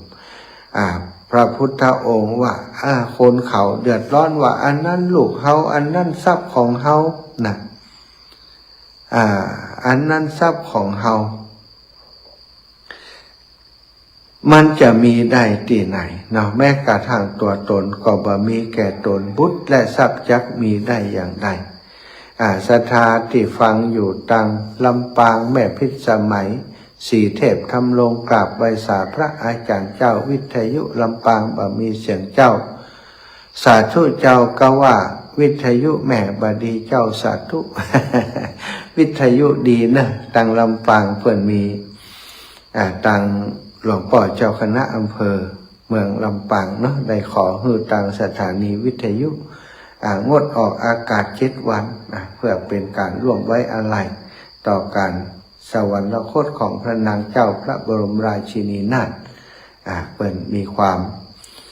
หันว่าควรจะยุติการออกอากาศว่าอันนักเปิ่นได้ขอมาก็ฟังตังอื่นเอาเนอะ ฟังตังลิงตังอย่างไปก็คงจะไปเป็นเวลาแห่งหลายวันอยู่ก็เนาะสถานดูพิจารณาที่กล่าวมาตะกี้เนาะเปิ่นบอกว่าคนเขาเดือดร้อนว่าบุตรของเราทรัพย์ของเฮาความจริงแล้วตนของตนก็บ่มีแก่ตนบุตรแต่ทรัพย์จักมีได้อย่างใดพิจารณาตามปรัชญาสายสุญญวาทและโคยาจารย์พระพุทธภาษิตนี้ยืนยันความเป็นอนัตตาและสุญญตาแห่งสิ่งทั้งปวงทุกสิ่งทุกอย่างบ่มีโดยตัวของมันเองที่หันว่ามีก็เพราะตัณหาอุปทานเข้าไปจับต่างหากเมื่อยังมีตัณหายังมีอุปทานอยู่ความโศกความร่ำไรรำพันความบ่นเพ้อความคิดถึงคำนึงหาก็ตามมาพระพุทธเจ้าและสาวกอรหันต์และสาวกหรือว่าพระอรหันต์นั้นท่านละตัณหาและอุปทานได้แล้วจึงบ่มีความโศกความร่ำไรรำพันอันเป็นผลของตัณหาอุปทานอีกต่อไปตัณหามานะทิฏฐิของท่านดับสนิทแล้ว จึงเป็นผู้บ่มีภัยในที่ไหนๆหมดความฮักหมดความชังภัยที่เป็นภัยตั้งหลายก็เป็นอันหมดไปโดยสมดังพุทธภาษิตติพุทธพจน์ที่ว่าปิยโตชัยเตโสโคปิยโตชัยเตพยังปิยโตวิปมุตตัสสะนัตถิโสโกกุโตพยังบาลีแปลว่าเปมะโตชัยเตโสโกก็มีสถานความว่าความโศกและภัยย่อมเกิดจากความรักและสิ่งที่รักเมื่อพ้นจากความรักและสิ่งที่รักแล้วความโศกและภัยจะมีได้อย่างใดศรัทธาญาติโยมทั้งหลายการที่เราได้มีโอกาสเกิดมาเป็นมนุษย์พบพระพุทธศาสนาได้เข้าใกล้น้ำธรรมคำสอนขององค์ชินวรสัมมาสัมพุทธเจ้าถือว่าเป็นบุญของเฮาชีวิตนี้เป็นของน้อยศรัทธาอีพ่ออีแม่ทั้งหลายเฮาต้องใจให้เป็นประโยชน์ให้ได้นักที่สุดอย่าไปกุมกับทำตามให้รักษาศีลไปตัวอย่าให้ได้กุมแก่รักษาศีลให้ปฏิบัติธรรมไปตัวธรรมของพระพุทธเจ้าพระพุทธเจ้ากรรมของพระองค์ได้ตรัสไว้ว่าการให้ทาน100,000 ครั้งบัดเท่ากับการที่เฮารักษาศีลสมาทานศีลรักษาศีลให้บริสุทธิ์เพียงครั้งเดียวการที่เฮารักษาศีล100 ครั้งพันครั้งบัดเท่ากับเฮาเจริญสติภาวนานำน้ำธรรมคำสอนของพระพุทธเจ้ามาเจริญมาปฏิบัติเพียงครั้งเดียวก็เลือกเอาเนาะบางคนก็กุ้มกับตานแต่ว่าบ่รักษาศีลเลยศีลก็ยังละเมิดยังบ่ทำให้บริสุทธิ์อยู่นั่นเองก็คงจะได้บุญบัดเต็มที่เนาะถ้าเขาทำถึง3ประการนี้เต็มที่เนาะศรัทธาทุกบุญทุกกุศลก็จะเกิดขึ้นเป็นบุญใหญ่แก่เฮาท่านเจ้าทั้งหลายเอาละวันนี้ได้สนทนาอุจามาเป็นเวลาพอสมควรเนาะพี่น้องทางลำปาง4-5-6 วันต่อจากนี้ไปก็คงจะติดตามทาง Facebook ไลฟ์นะทางไลน์ทางลิงก์เอาเนอะ เพราะว่าสถานีทางลำปางน่าจะเงียบไปอีกหลายวันเนาะจนกว่าจะมีคำสั่งได้ดำเนินการต่อไปก็จะว่ากันต่อไปศรัทธาวันนี้ประชาสัมพันธ์ข่าวสารงานบุญอาตมาทำไมบัดได้อยู่ที่วัดบรรพตสถิตกาวันนี้บัดได้อยู่อีแม่อีปอดทั้งหลายเดินทางมาที่ม่อนจอมพ่อมาช่วยการช่วยงานหลวงปู่จะมีกฐินวันนี้เซตกฐินก็จะเตรียมสถานที่สำหรับการที่จะตั้งธรรมหลวงในวันที่29นะ27 28 29น่าจะอยู่ที่ม่อนจอมพอถึง3 วันนี้นะอย่างใดยังบ่แน่ใจเตื้อแต่ใจส่วนหนึ่งเนาะก็คิดอยากจะไปร่วมทำบุญที่วัดวังพร้าวนะวัดวังเป้าแม่ตุมมาน้องสมจิตนะจะมีการทอดกฐินในวันที่29 28นี้เปิ่นด่างก็ยังได้บ่แน่ใจแต่เนื่องโยมน้องสมจิต จะได้ไปลำปางหรือเปล่าก็ยังบ่ฮู้จะเนื่องถ้าบ่ได้ไปก็จะโอนปัจจัยสมทบรวมบุญไปเนาะถ้างานทางเพศมันนักหนาคือมันบ่เสร็จก็จำเป็นต้องทำให้เสร็จก่อนที่จะมีทำหลวงเนาะศรัทธาตานกฐินวันนี้ทำหลวงวันที่29เนาะแล้วก็ตั้งบ้านเฮาที่วัดบรรพตสถิตก็วันที่30 ดาศรัทธาญาติโยมแม่บัวเย็นจันทบนะโยมศรัทธาญาติโยมตั้งสีหมดเก่าจะไปช่วยห้างดาศรัทธาญาติโยมท่านใดว่างไปช่วยกันได้เนอะสาววันที่30เนาะวันที่31ก็เป็นวันที่จะตานกฐินด้วยกันก็เรียนเชิญเจริญพรกับศรัทธาเฒ่าแก่พ่อแม่ทุกคนทุกท่านได้ไปร่วมกินร่วมทานร่วมกันทำงานด้วยกันที่วัดบรรพตสถิตหลังจากนั้นก็จะมีงานกฐินวันที่2นี้ปุ้นพะเยาเนาะศรัทธาพะเยาเนอะปอเนตรธรรมขันธ์อยู่พะเยาพี่น้องตั้งพะเยาไปปะกันที่วัดห้วยบงเนาะปอเนตรธรรมขันธ์นะปอเนตรธรรมขันธ์เป็นศรัทธาของคลื่นสีขาวเฮาติดตามรับฟังรายการทางสถานีวิทยุ แล้วก็มาพบปะกันที่วัดบรรพตโอ้ช่วยกันช่วยงานดีมากเปิ้นมีงานที่บ้านเปิ้นเปิ้นกฐินปีนี้เปิ้นก็สร้างวิหารนะวิหารที่เปิ้นเตไปแล้วตอนนี้กำลังลงโครงสร้างลงอะไรอย่างก็เสร็จไปหลายส่วนละเนาะ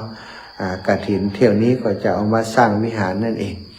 อาตมาภาพและคณะศรัทธาจากลำปางจะเดินทางไปประมาณสัก 2-3 ตู้เนาะศรัทธาอีปอยอีแม่ตั้งพะเยาตั้งเมืองพานมาเอวหากันเนอะ เดี๋ยวจะไปแวะเม็ดต่ำด้วยนะนี่นะเม็ดต่ำเนาะเม็ดต่ำจะไปแวะเอวเม็ดต่ำเลยวันอังคารจะแจ้งบอก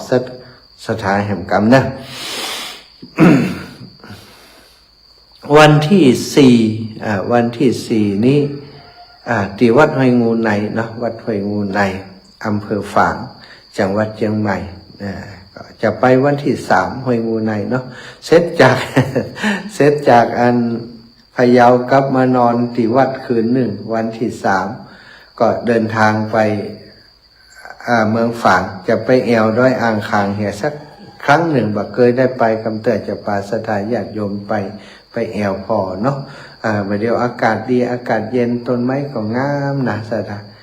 ด้วยอ่างขางแล้วก็จะมาพักที่ฝางแล้วก็รุ่งขึ้นอีกวันที่4ร่วมทำบุญตานกฐินที่วัดห้วยงูในกับญาติโยมกับครูบาอาจารย์ที่หั่นวันที่5นะวัดบ้านฝ่อนนะสถานวันสุดท้ายวันลอยกระทงวันที่5ที่วัดบ้านฝ่อนไปอยู่ไกลพี่น้องปงแสนทองพี่น้องศาลาหลวงศาลาดอนบ้านตา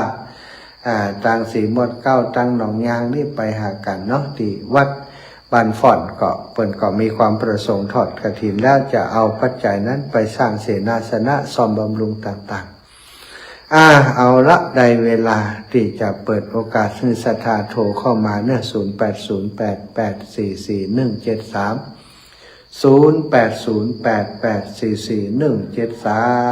โทรมาหากันได้เสร็จจากวันที่5ทีนี้ก็จะได้พักก่อนละเนาะแต่ว่าก็ยังทำงานอยู่นะ วันได้ไปที่อื่นแต่จะทำงานที่วัดอาตมาเกิดวันที่5เดือนพฤศจิกายนแต่ว่าวันที่5นี้ยังบ่ได้ทำบุญเด้อเพราะว่ามันยุ่งกับลอยกระทงอยู่เนาะจะไปทำบุญเอาปุณศรัทธาวันที่9นะถวายความเคารพครับทุลุงอากาศเย็นดีเนาะครับผมอากาศเย็นฮะหนาวดีเชียงดาวหนาวหรือยังเย็นอาจารย์เย็นแล้วเนาะเย็นตลอดแล้วเนี่ยผมมาพศ48แล้วโอ้โหทั้งวันไม่มีแดดเลยอาจารย์สาประมาณ20 ปีแล้วเลยไปตาครับผมถวายความเคารพครับทุลุงแม่อุ้ยอินแม่สาบเสมิงใช่ตะกี้ไปได้ชาตั้งแต่ต้นแม่อุ้ยก็ถามว่าทำมันพระเจ้า10 จัดแล้วมีกี่ผูก10 ผูกแม่10 จัดกี่ผูกเดี๋ยวจบไป10 ผูกผูกหนึ่งก็จัดหนึ่งเลยค่ะอีแม่เดี๋ยวว่ามีผูกเดียวจบพระเจ้ามาจุดเขาเทศเพื่อจะยิบไปนี่แหละเจ้าสาธุเจ้าแม่แม่จันสมธรรมจักโยมแม่ได้แล้วตะกี้ฮับได้นมัสการเจ้าท่านมหาเจ้าอีแม่ฟังอยู่เนอะโอ้ตั้งหลายเดือนแล้วแม่ไปป่วยอยู่จังไม่3-4 เดือนป่วยเป็นอย่างอีแม่เป็นมะเร็งเจ้าได้คีโมก็แม่ได้คีโมอยู่4 เข็มเจ้ายังแล้วเนาะร่างกายแข็งแรงขึ้นก่อนเลยแม่เสียไปเหี่ยจังหายเจ้า100 ป่ายดู100 ป่ายก่อนก็เลยปิกเข้ามาพักผ่อนอยู่ไม่อายเจ้าตอนนี้แม่อยู่ไม่อายล่ะเจ้าอยู่จังไงหอมหาครูบาอาจารย์ครูตุนครูองมันได้ยินเจ้าน่ะเจ้าฟังอย่างนี้เจ้าให้กำลังใจนะเจ้าสาธุเจ้าแม่เจ้าบุญรักษามีบุญนักหน่อยนี่ตายน่ะมีบุญอยู่กันเหมือนอยู่กันเหมือนเนาะนอนบนเตียงได้ถึง19 คืนมันหลอดแตกกันนะสาธุเจ้าแม่ขอให้บุญรักษาแม่เด้อเจ้าสาธุเจ้าแ ม่บัวผินเรือนแก้วบ้านแหด เจ้าไว้จ่าเจ้าอาจารย์ หมาน้อยตื่นแล้ว ยังไม่ตื่นเลยเจ้า โอ้อันโถหาเป็นคนก็เป็นวันบัติดแน่ อ๋อเจ้าจะบ่นแล้วเนอะอันกันหิน อ๋อวันที่ต่อไหน อันที่เจ้ามาเนี่ย อ๋อได้หลายอยู่กะฮะ ได้3 เซนไปเจ้า โอ้ได้หลายเยอะมากดีแล้วแต่ปอยะปอสร้างอย่างเดียวโอกาสตั้งหน้าจะเสาะพระป่าไปช่วยเอาพวกกฐินมันตรงกันแกลำไปอีแม่เนาะก็ถ้าเราไม่ได้หวังสักไม่ได้หวังสักวันก็แต่แต่กฐินนี่หลายใช่ไหมเจ้าอีแม่สาธุเจ้าอ้าวมาแล้วพ่อเลี้ยงธนากรครับนมัสการครับผมมาแอวม่อนจอมพอไปสาเจ้าพระอาจารย์สาธุสาธุค่ะดานุภามาไหมมาเตรียมกล้วยไว้อยู่ว่าจะทำขนมกล้วยวันนั้นเอาไป100 กว่าไม่พอวันนี้จะทำเยอะหน่อยอ๋อเหรอมาวันไหนมาน่าจะไปวันตอนเช้าที่31นะเพราะว่าวันที่30จะต้องเตรียมขนมมาแล้วจะไป30มันไม่ได้ต้องเตรียมขนมจ่า30ทันเนาะไปกันเนาะจ้าทันนอนมานอนลำปางหน่อยไม่ได้เหรออันนอนก็ไม่ได้ทำขนมกล้วยอ่ะไม่ใช่วันที่31อ่ะเตรียมของมานอนหน่อยครับผมครับแล้วผมจะออกเช้ามืดเลยจ้าเนาะเตรียมของมานอนสาธุนะครับนมัสการครับสาธุโอ้ขอบคุณพี่น้องจากพุ่นสถาบันเสนียนเมืองน่านพุ่นโอ้ดีใจเนอะพุ่นจะมา31นี้แม่นิเวศยามศาสตร์เจ้าข้านมัสการเจ้าพระมหาเจ้าโยมแม่เจ้าขออนุโมทนาบุญเลยนะเจ้าอีแม่ฟังธรรมเจ้านี่ก็โอ้เขาท่าดีเนาะอย่างพระอาจารย์สอนแล้วเนาะพาคนเฮาบางคนมีศีลแต่ตัดศีลเนาะได้ความจริงงานบุญที่ง่ายที่สุดคือการรักษาศีลเนาะแม่เนาะบ่ลงทุนอย่างสักอย่างบ่ต้องควักสตางค์สักอย่างแต่คนก็บ่ค่อยทำคนก็บ่ค่อยทำสอนมากก็พระเจ้าก็เอามาปฏิบัติธรรมเจ้าโอ้ดีแล้วแม่จ้ะพระเจ้าก็รักษาศีลนะพยายามเนาะรักษาศีลต้องรักษาเนาะอย่างพระอาจารย์สอนนะเจ้าสาธุแม่เจ้าสักทีดีนะเจ้าไม่เจ้านี่นะดีแล้วของวัดไฟหินเนาะเจ้าวัดไฟหินกำลังใจทุกท่านพระมหาในเจ้าสาธุเจ้าแม่สาธุแม่นิเวศยามศักดิ์นะโอ้ขอบคุณมากเด้อพี่น้องจากสันทรายบ่เคยละบ่เคยลืมทุกครั้งที่อาตมาเข้ารายการก็ต้องโทรมาให้กำลังใจตลอดแน่อันนี้เปิ้นว่าแฟนฟันแท้นะมีแฟนฟันปลอมอยู่แม่ริมมาฟังก่อนนี่ ฟังอยู่นะครับนี่หรอแฟนฟันปลอมอยู่แม่ริมนี่นะตลกดีแกชอบโทรมาให้กำลังใจครูบาอาจารย์กับทุกรูปทุกองค์ก็งานการของก็ใกล้จะงวดเข้ามาเรื่อยๆแล้วเนาะใกล้จะเสร็จจะสิ้นกันละสถานของครูบาอาจารย์แต่ว่านี้พรหมมงคลตาล้อก็บ่ได้ไปช่วยท่านอาจารย์วันใหม่เพราะตั้งเพศก็ดีตั้งเพศเนาะหลายที่หลายแห่งแต่ว่านี้ไปร่วมบุญกับโยมแม่อมรวรรณเล้ากุลที่วัดวังขอนเปิ่นนิมนต์แสดงธรรมตัวนะได้เทศได้แสดงธรรมก่อนที่เปิ่นจะถวายกฐินนะถวายกฐินก็ใช้เวลาอยู่พอสมควรตอนเช้านะได้ปัจจัยส่วนของโยมแม่ของเจ้าภาพของน้องอามนัทวุฒิจิตวิไลพร้อมคณะเปื่อนฝูงของเปิ่นนะได้ปัจจัยอยู่388,140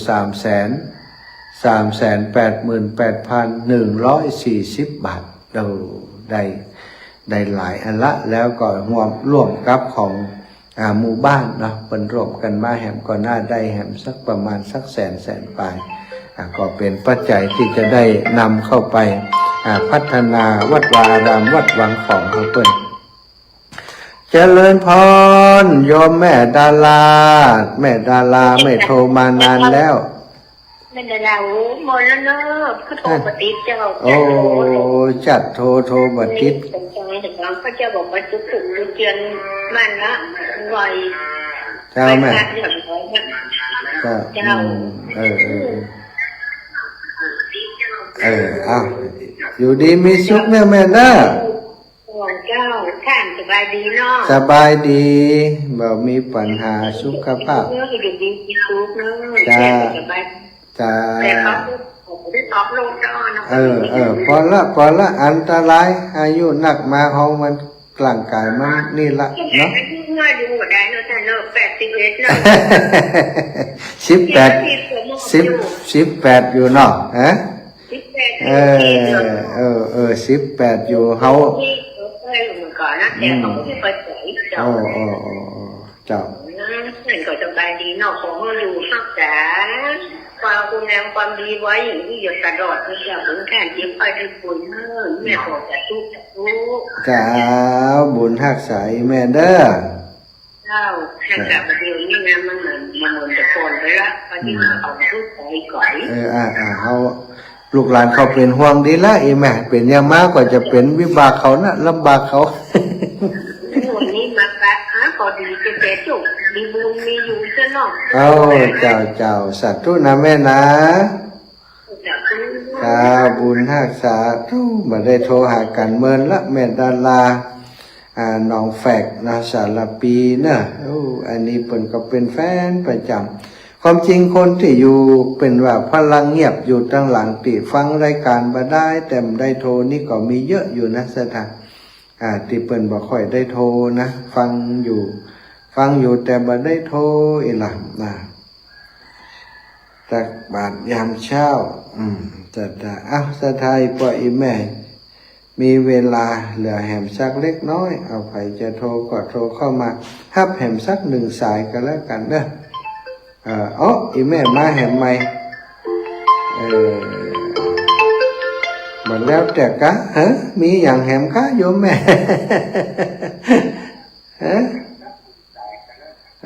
ข้างสายมันได้กะนะข้างสายมันได้ยายพรยายพรร้องวัวแดงมาเริ่มได้โทรหาเมินไหนฮั่นยายพรเธอถึงวันหาว่าเมินอีลูกโทรนะสบายดีกะเป็นยังได้โทรrồi đến rồi rồi về nhà nó về cô bay vềอยู่ดีสบายดียายพรเนาะđi bayพาชิวเสียbayทุกได้ไว้ทุกใส่เสื้อดำให้ได้สาธุยายพรบุญรักษาเวลาหมดเวลาแล้วนำรายการจากลาไปก่อนเน้อสัตยา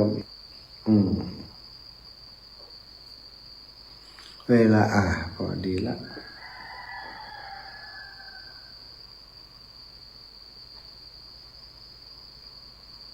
ใส่บาตรรับอรุณ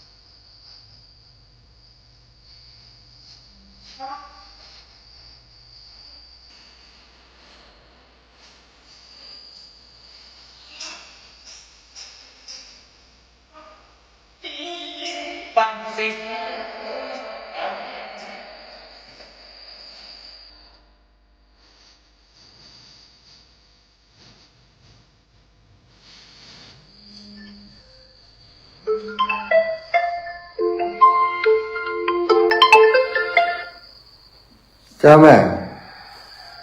อยู่ไหนเหมือนเดิมนี่ อยู่จอมพ่อแม่ อ๋อเราจัดรายการมาออกวิทยุ เพื่อนนั้น